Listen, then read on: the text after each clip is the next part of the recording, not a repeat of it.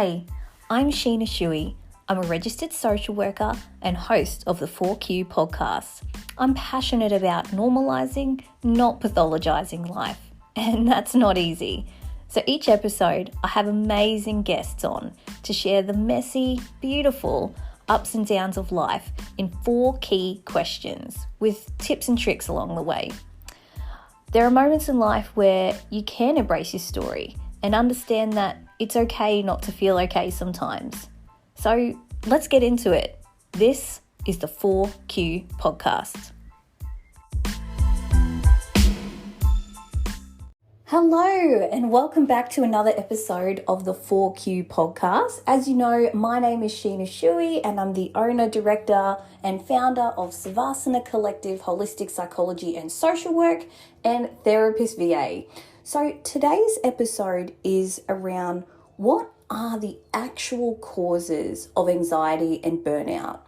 Now, I want to premise this episode with, if you talk to 10 different health professionals, you're going to get 10 different answers for this question. Even within our field of psychology, social work, counselling, if you talk to 10 psychologists, 10 counsellors, 10 social workers, you'll have overlap, but everyone is going to have their own personal opinion on what causes anxiety, stress, and burnout. So I'm going to give you my working perspective as someone who specialises in anxiety and burnout, particularly in women and particularly in female leaders, entrepreneurs, and content creators, because this is a unique kind of area. So the high achieving women of the world, I see you, but we all feel this. So even if you don't identify necessarily as a high achiever, but you relate to the feelings of anxiety and burnout, let me give you my perspective. So you may have heard me talk of this concept before, but I talk about that there's 3 layers to this. There's the individual layer, the community, connections, relationship layer, and then there's the societal kind of bigger macro area.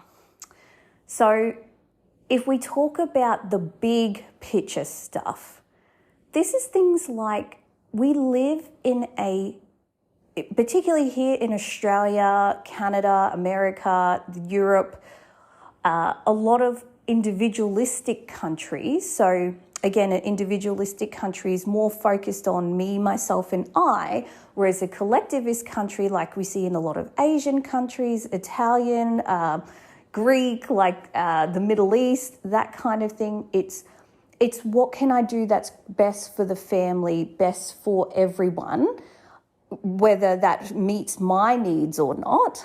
Whereas an individualistic country is, I'm not about everybody, I'm about me. And we don't necessarily realize that we live in that culture until somebody points it out.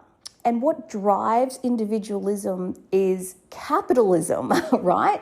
Because capitalism makes people feel like in an individualistic society that we live in, the mindset is me, myself, and I, survival of the fittest, make more profits, make more money. It's not, the value in a capitalistic society is around products and money and all of that, whereas collectivist is the health and wellness of the family.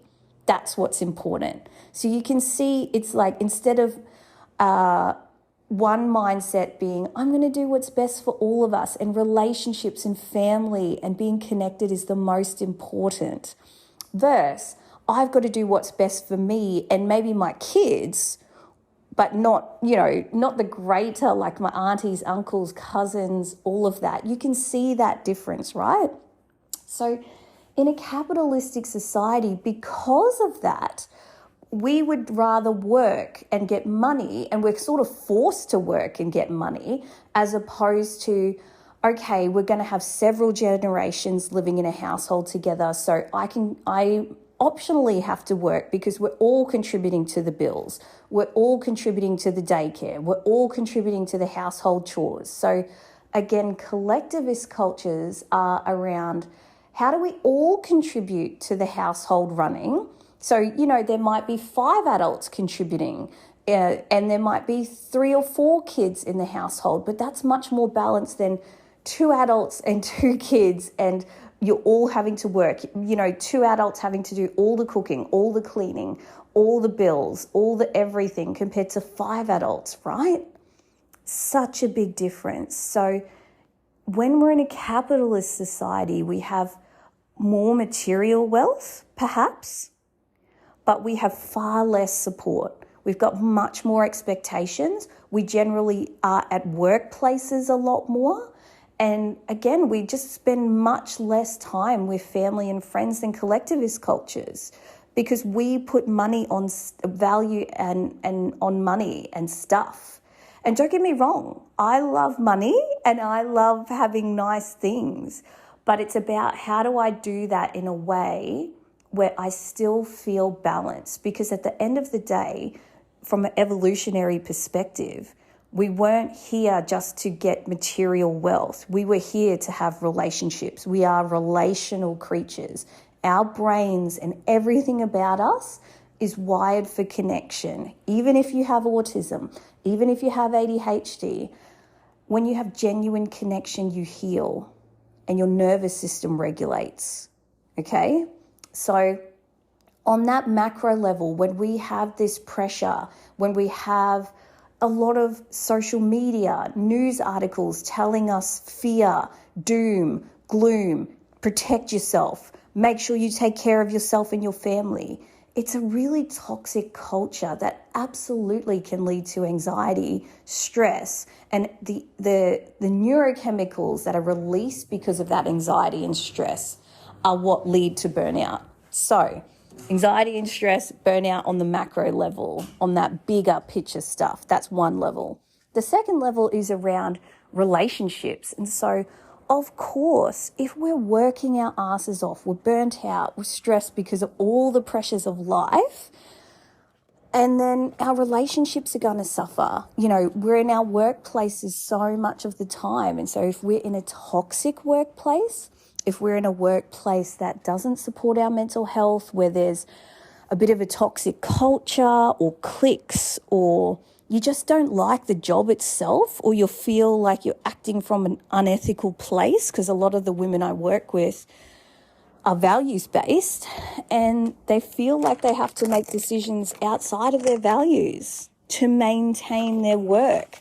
So that's really hard. And so on that relationship level, your workplaces, your partner, your relationship with your kids even, if all of that is being impacted and you're having some struggles there, absolutely that's going to make you feel anxious and stressed and lead to burnout. And then I guess the final piece is what's going on for you individually. So often we are either aware or unaware. So unconsciously we have trauma and attachment issues from childhood. Every single one of us has a natural stress response. Every single one of us has a natural attachment style. And even if our parents had the best of intentions, had the best will, loved us a lot, we might still have trauma and attachment issues that we're not aware of until you work with a qualified professional. I'm telling you now, I know some amazing life coaches, but this is not the stuff you do with a life coach, okay? This is the stuff you really got to go deep with a qualified professional with. So you can work on other stuff like more superficial layers with a life coach and get benefits for sure. But that deep stuff you got to work with the therapist. And why? Because if you do this incorrectly, you can re-traumatize someone and actually inadvertently strengthen some of the neural connections, right? So if I activate a neural pathway that lives inside of you around a past experience, around a past memory, right? Every single memory, every single experience we have is in our brain somewhere, okay? If I activate that unintentionally and I don't do it correctly, I can strengthen that connection in your brain and actually strengthen how it affects you. And so I really worry about some of the stuff online telling you to do some really deep inner work on your own.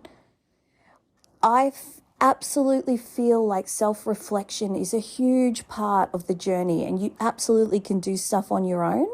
But we're relational creatures, and so we heal through relationships. So whether that's doing some spiritual work to get there or some psychological work to get there, you need to heal through relationships. We hurt through relationships and we heal through relationships, okay? So on that individual level, you've got to think about, what are the mindset things that I have going on? What are my insecurities about? What are my imposter syndrome about? So we all have that I'm not good enough story that's come from either being bullied or somebody said it to you once, or you've had some experiences that all contribute to that, this core belief. And what it looks like depends on what your life has looked like. So for some people I work with is, I'm not good enough unless I'm perfect. I'm not good enough unless I have the perfect body, like appearance-wise. There's been a lot of pressure about physical appearance, beauty, being a certain way. I'm not good enough unless I'm intelligent. So maybe you failed a class in primary school, or you got teased for not doing something or reading funny or saying something funny. And now there's a wound around intelligence, and I'm not good enough unless I'm intelligent. You know, whatever it is, that's going to impact you, and it's going to show up in ways that you're not even aware of. You're going to avoid situations where that wound is triggered, whether you realize it or not. So again, if there's a promotion available at your work, or you see an opportunity in business, but maybe you have to create something or present in front of people. If you have a wound around intelligence, for example, or even appearance, you might unconsciously not apply for that or not go for it, because you know on an unconscious level, you might not be doing this consciously, that's going to be activated. Like, oh, I'm going to be seen for what I am, or like, oh no, I don't want to go up there because people are going to judge me for being fat, or they're going to judge me for, you know, my skin not being perfect, or I stutter, or my voice is wrong, whatever it is. So again, that really affects anxiety, stress, burnout. It has an impact. So when we look at the causes, let's just summarize this again. 3 levels of causes for anxiety. There are causes that are going to be at the bigger macro societal level around capitalism, individualistic culture, not being supported, government policy that doesn't allow us to have long maternity leave, that doesn't allow a basic level of income so that we feel safe and supported and we can choose things that we love. All of these sorts of things, you know, the cost of living, right? That big macro stuff is absolutely going to have an impact on your anxiety, stress, and burnout. Then you've got the second level, relationships, workplaces, etc., parenting, what your parenting is like, how are you feeling with your relationship with your children. All of that is going to be impacted by the bigger level. But that level, if you're struggling with those relationships, with the support, with connecting, with feeling left out or not supported, you are going to feel anxious. So there are other causes at that level. And then finally, on an individual level, the causes are going to be past experiences, trauma, attachment issues, a dysregulated nervous system, as well as all those core basics we talk about. Are you getting enough sleep? Are you eating right? Are you staying hydrated? Are you getting some sort of movement? Are you being mindful and meditating? All that boring stuff that we know is good for us and we hate, but that has such a big impact. Like, those are like the building blocks in the foundation, right? So those are the 3 levels. Those are some of, I guess, many causes, right? Because again, we could get into if you're not eating right or if you're fasting, that could dysregulate your nervous system further. If you've got gut health issues, all of those things. It's an interactional thing around anxiety. So it can get a bit more complex and deeper. But if you want to understand the 3 levels and the real causes of your anxiety, that's where it's at. And so for those of you who sometimes ask me, how do I treat that then? If there's so many levels and so many causes, there are ways that a good clinician, like the ones we have at our services, can help you create behaviors, routines, heal yourself so that you can manage each of the stresses from the 3 levels, but you have to know how to do that. And often I find people will work with 1 level with you. They don't work at all 3 levels like we do at our business. And so that's really important. So remember that. And also when it comes to medication, remember that medication for some people has its place, but is it going to get to the core root of those 3 levels, I ask you, and to get you to think about that. All right, so I hope that that's helpful for you. I hope that you enjoyed this episode.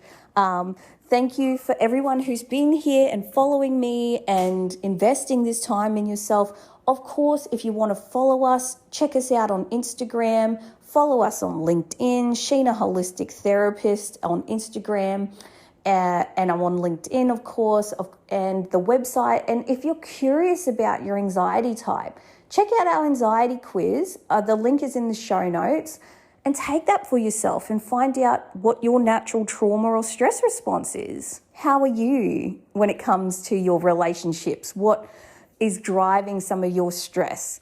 All right, I will see you in the next episode, and thank you for being here for another episode of the 4Q podcast. I'm so grateful for you.